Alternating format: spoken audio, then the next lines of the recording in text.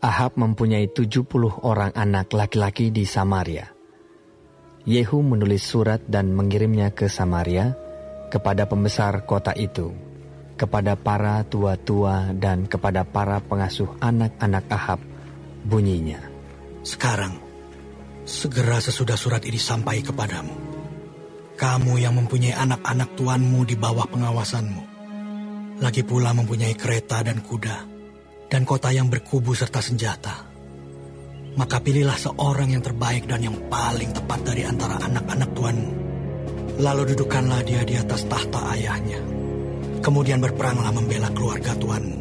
Tetapi mereka sangat takut dan berkata, sedangkan kedua raja itu tidak dapat bertahan menghadapinya, bagaimana mungkin kita ini dapat bertahan? Sebab itu kepala istana dan kepala kota, juga para tua-tua dan para pengasuh mengirim pesan kepada Yehu. Bunyinya, kami ini hamba-hambamu, dan segala yang kau katakan kepada kami akan kami lakukan. Kami tidak hendak mengangkat seseorang menjadi raja. Lakukanlah apa yang baik menurut pemandanganmu.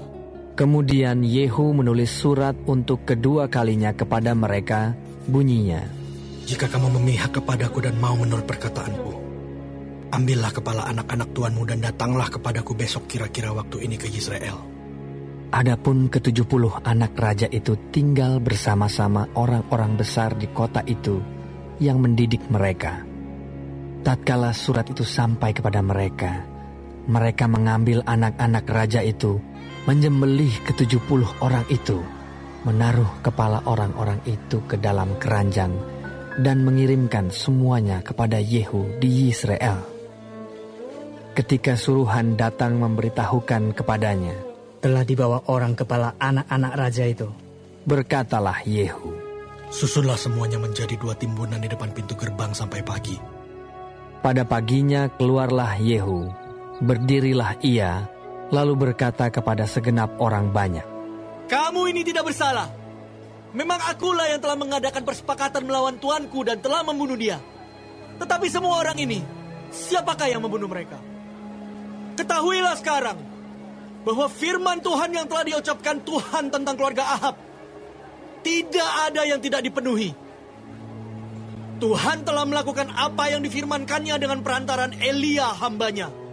Lalu Yehu membunuh semua orang yang masih tinggal dari keluarga Ahab yang di Yisrael, juga semua orang besarnya, orang-orang kepercayaannya dan imam-imamnya.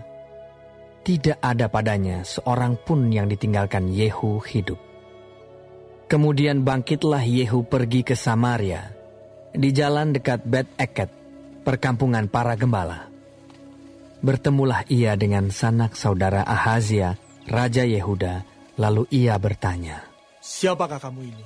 Jawab mereka, kami adalah sanak saudara Ahazia, dan kami datang untuk memberi salam kepada anak-anak raja dan anak-anak ibu suri. Berkatalah Yehu, tangkaplah mereka hidup-hidup.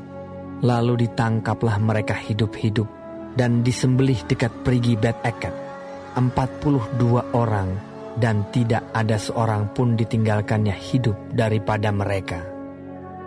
Setelah pergi dari sana, bertemulah ia dengan Yonadab bin Rekab yang datang menyongsong dia. Ia memberi salam kepadanya serta berkata, apakah hatimu jujur kepadaku seperti hatiku terhadap engkau? Jawab Yonadab, ya, jika ya, berilah tanganmu. Maka diberinyalah tangannya. Lalu Yehu mengajak dia naik ke sampingnya ke dalam kereta. Berkatalah Yehu, marilah bersama-sama aku, supaya engkau melihat bagaimana giatku untuk Tuhan. Demikianlah Yehu membawa dia dalam keretanya.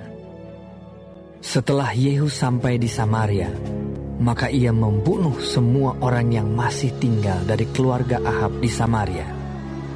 Ia memunahkannya sesuai dengan firman yang diucapkan Tuhan kepada Elia.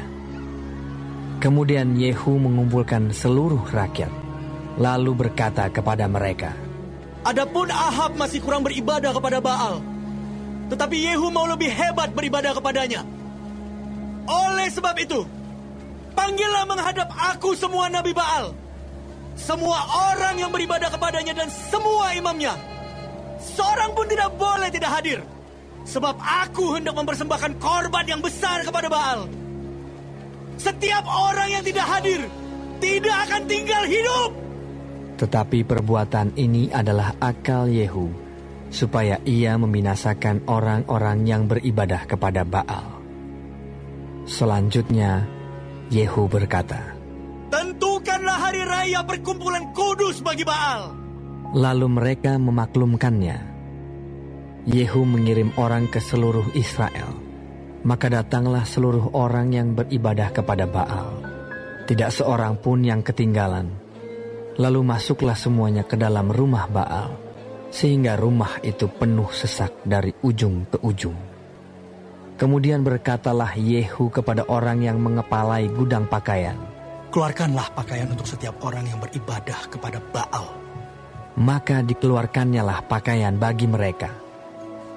Sesudah itu masuklah Yehu dan Yonadab bin Rekab ke dalam rumah Baal. Lalu berkatalah ia kepada orang-orang penyembah Baal di situ, periksalah dan lihatlah, supaya jangan ada di antara kamu di sini seorang pun dari hamba-hamba Tuhan, melainkan hanya orang-orang yang beribadah kepada Baal. Lalu masuklah mereka untuk mempersembahkan korban sembelihan dan korban bakaran. Adapun Yehu telah menempatkan 80 orang di luar dan telah berkata, siapa yang membiarkan lolos seorang pun dari orang-orang yang kuserahkan ke dalam tanganmu, nyawanyalah ganti nyawa orang itu. Setelah Yehu selesai mempersembahkan korban bakaran, berkatalah ia kepada bentara-bentara dan kepada perwira-perwira, masuklah, bunuhlah mereka, seorang pun tidak boleh lolos. Maka dibunuhlah mereka dengan mata pedang, lalu mayatnya dibuang. Kemudian masuklah bentara-bentara dan perwira-perwira itu ke gedung rumah Baal. Mereka mengeluarkan tiang berhala rumah Baal itu, lalu dibakar. Mereka merobohkan tugu berhala Baal itu, merobohkan juga rumah Baal, dan membuatnya menjadi jamban. Begitulah sampai hari ini. Demikianlah Yehu memunahkan Baal dari Israel. Hanya Yehu tidak menjauh dari dosa-dosa Yerobeam bin Nebat, yang mengakibatkan orang Israel berdosa pula, yakni dosa penyembahan anak-anak lembu emas yang di Betel dan yang di Dan. Berfirmanlah Tuhan kepada Yehu, oleh karena engkau telah berbuat baik dengan melakukan apa yang benar di mataku, dan telah berbuat kepada keluarga Ahab tepat seperti yang dikehendaki hatiku, maka anak-anakmu akan duduk di atas tahta Israel sampai keturunan yang keempat. Tetapi Yehu tidak tetap hidup menurut hukum Tuhan Allah Israel dengan segenap hatinya. Ia tidak menjauh dari dosa-dosa Yerobeam yang mengakibatkan orang Israel berdosa pula. Pada zaman itu, mulailah Tuhan menggunting daerah Israel, sebab Hazael mengalahkan mereka di seluruh daerah Israel. Di tepi sungai Yordan dengan merebut seluruh tanah Gilead, tanah orang Gad, orang Ruben, dan orang Manasye, mulai dari Aroer yang di tepi sungai Arnon, baik Gilead maupun Basan.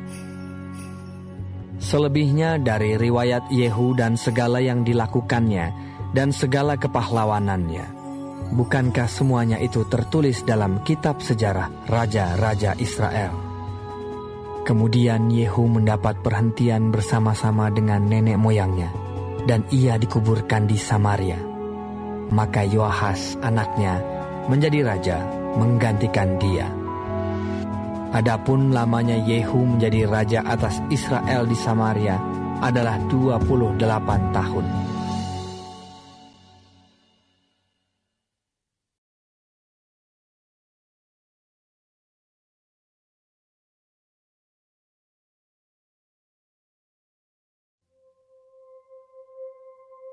Ketika Atalia ibu Ahazia melihat bahwa anaknya sudah mati, maka bangkitlah ia membinasakan semua keturunan raja. Tetapi Yoseba, anak perempuan Raja Yoram, saudara perempuan Ahazia, mengambil Yoas bin Ahazia, menculik dia dari tengah-tengah anak-anak raja yang hendak dibunuh itu, memasukkan dia dengan inang penyusunya ke dalam gudang.